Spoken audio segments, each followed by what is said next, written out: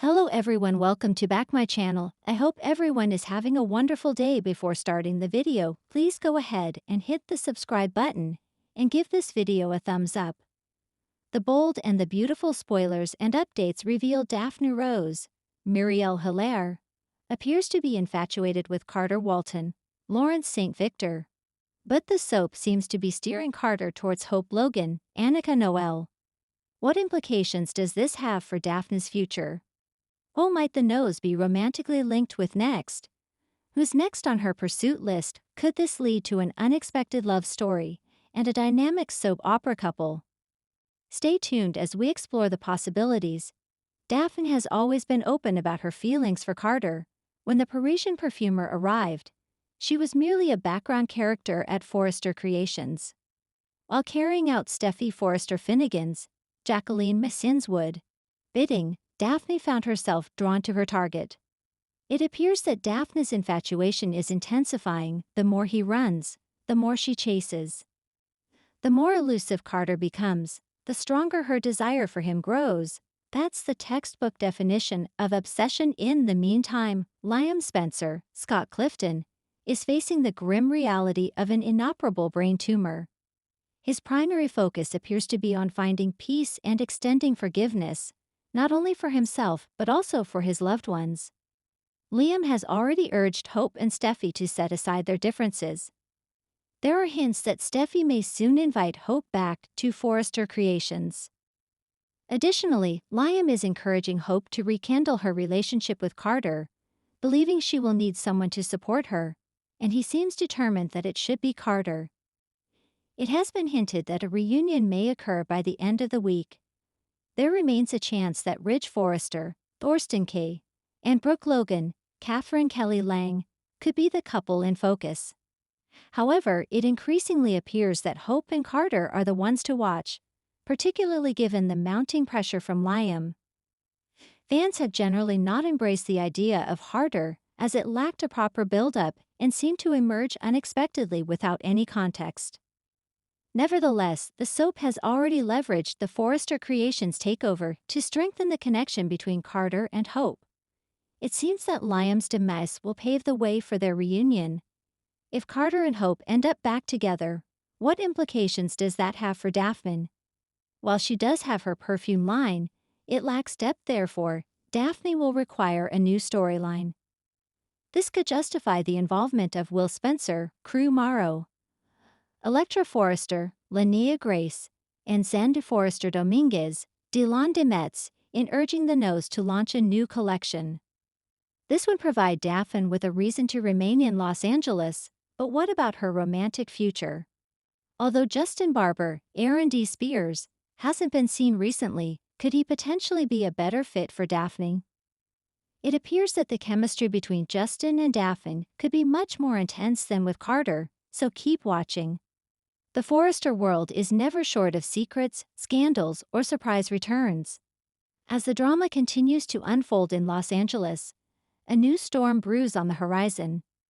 Daphne, the seemingly sweet new arrival who's proven herself anything but innocent, now has her sights set on a fresh target, one who may be more dangerous than she realizes. Meanwhile, Justin Barber, having quietly slipped back into the scene, finds himself entangled in a relationship that shocks even him. Buckle up, B&V fans. This week delivers another roller coaster of deception, desire, and a destiny-altering decision. Daphne fixes her gaze on a new target. After slithering into the Forrester family's good graces under the guise of being a kind and capable PR rep, Daphne has already caused her fair share of upheaval. Her previous manipulation of Zend and attempted sabotage of Luna left ripple effects. But this week, Daphne takes a bold new step, and it's aimed directly at someone with far more power. Enter RG Forrester. While Luna and RG are still struggling to find solid footing after their chaotic paternity scandal and drug-to-night drama, Daphne notices their vulnerability. Luna's trust issues, RG's torn loyalties, and the underlying guilt surrounding the night he believes he cheated, all combine into the perfect opening for Daphne to exploit. Daphne doesn't simply flirt, she plays psychological chess. She begins seeding subtle doubts in RJ's mind, always with a sweet smile. Phrases like, "It's noble how you've forgiven Luna, but are you sure she's told you everything?" And "I'd never put myself in a position to make someone question their future," sows silent chaos. As RJ tries to focus on designing a new eco-line for Forrester Creations with Luna, his concentration slips. Daphne offers to help with marketing and mock-ups, inserting herself into his work orbit. He doesn't notice the lingering touches on his arm, the way she hovers too close behind him, or the way she deliberately copies Luna's style, only better. But Luna notices. One tense scene this week finds Luna walking into the design office to find Daphne perched on RJ's desk, laughing as she brushes something from his shoulder. It's a tiny thing, but to Luna, it's a screaming alarm. Luna doesn't want to seem insecure, especially after everything was sent. But she finds herself confiding in Steffi. Steffi's response? Cold and calculating. If Daphne thinks she can sink her claws into another Forrester man, she's in for a wake-up call. Justin Barber returns and catches someone's eye. While the Forrester office descends into subtle warfare, another storyline bubbles up in the shadows. Justin Barber, the once loyal fixer for Bill Spencer, has returned from his brief legal sabbatical. Many wrote him off after his betrayal of Bill, but Justin has returned with a quieter demeanor, focused on rebuilding his career and reputation. He's no longer interested in power plays or corporate espionage. He wants to make things right, but fate and the writers have other plans. It starts simply enough. Justin takes on a new role as general counsel for Forrester Creations. After Carter pulls back from his legal duties to focus on his shaky romance with Katie, the Forresters bring in outside help. Ridge is wary, but Brooke insists on giving Justin another chance. After all, he did help them once, and they're no strangers to redemption arcs. Justin tries to keep his head down, especially when crossing paths with Ridge or Katie. But it's a chance encounter in Il Giardino that changes everything. Enter Poppy Nozawa. Still smarting from the complicated fallout of her affair with Bill, Poppy seeks solace in a quiet table at the back of the restaurant.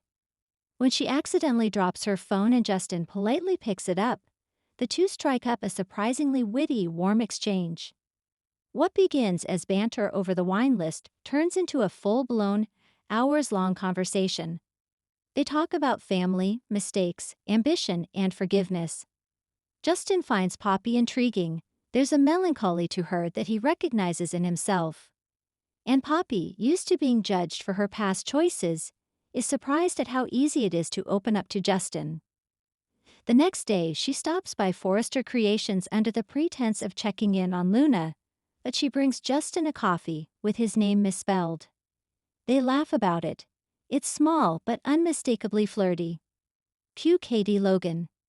While she and Carter are trying to find time for each other, Katie passes by Justin and Poppy in the courtyard and does a visible double take. There's a flicker of something in her eyes, not quite jealousy but surprise, followed by unease. Later, Katie casually asks Poppy how she knows Justin. "Oh, we just bumped into each other," Poppy says airily. "He's quite charming, don't you think?" Katie doesn't answer. But she doesn't smile either. Trouble brews from all angles. As Daphne doubles down on RJ, she decides to play the long game. Instead of going straight for seduction, she paints herself as RJ's confidant, listening to his concerns, sharing stories of her own heartbreak, and quietly discrediting Luna every chance she gets. Her goal? Drive a wedge so deep between RJ and Luna that it leaves Luna vulnerable, and RJ easy to claim. But Daphne doesn't know everything. Zend, slowly rebuilding his own career and reputation, has started watching Daphne with wary eyes. Though he and Luna are finally speaking again without tension, he sees the pattern repeating. Daphne whispering poison into someone else's ear, while painting herself as the victim. He tries to warn RJ. "She did it to me. Don't let her twist you, man." But RJ, pride wounded and confused about his relationship, isn't ready to listen. Meanwhile, Justin and Poppy's friendship blossoms into something more. A sunset stroll through Griffith Park leads to their first kiss. A kiss neither expected, but neither denies. Justin finds himself energized for the first time in years, while Poppy feels safe. But their budding romance hits a snag when Bill Spencer finds out. Bill corners Justin in the Forrester parking lot. "You're dating Poppy?" he growls. "My daughter's mother." Justin, calm but firm, replies, "You're not with her, Bill. You made that clear. Don't act like you own her." But Bill's not used to losing, and certainly not to an old ally like Justin. Expects sparks to fly, threats to be made, and alliances to shift. Luna's breaking point. Daphne's slow poisoning of RJ and Luna's relationship finally pushes Luna to her edge. After yet another tense moment where RJ accuses her of hiding things and always being close with Zend, Luna storms out of the design office and straight into Steffi's private suite. "I want her gone," Luna cries. "She's ruining everything." Steffi, icy cool, nods. Then it's time to remind Daphne who runs this company. In a move that shocks the office, Steffi brings Zend into the fold and announces a new campaign focused on legacy and loyalty. But behind the scenes, she gives Zend a secret assignment: get closer to Daphne. Learn what she's really after. Zend hesitates, he's been burned before. But he agrees. And Daphne? She has no idea she's being played. Justin and Poppy's future, or not? As Justin and Poppy grow closer, a curveball arrives in the form of a shocking discovery. A photograph of Justin and Poppy from 10 years ago. At a nightclub in Vegas. Laughing. Dancing. Neither of them remembers that night. Could they have a history neither recalls? Poppy starts to wonder if their paths were always meant to cross. And Justin. He's forced to confront the possibility that he may have played a role in her past, maybe even Luna's conception. As Luna's paternity mystery resurfaces again, another question emerges. Could Justin, not Bill or Zend, be Luna's real father? Poppy is left breathless. And somewhere, Sheila Carter watches from the shadows, amused. Final thoughts. The Bold and the Beautiful is laying the groundwork for major upheavals this summer. With Daphne manipulating her way through Forrester creations, Justin's shocking possible connection to Poppy and Luna, and Bill's temper threatening to explode, loyalties will be tested, hearts will be broken, and a new generation of scandals will rise. Thanks for watching this video, and please subscribe our Boldy and BAUTFUL UPDAT YouTube channel for more update news.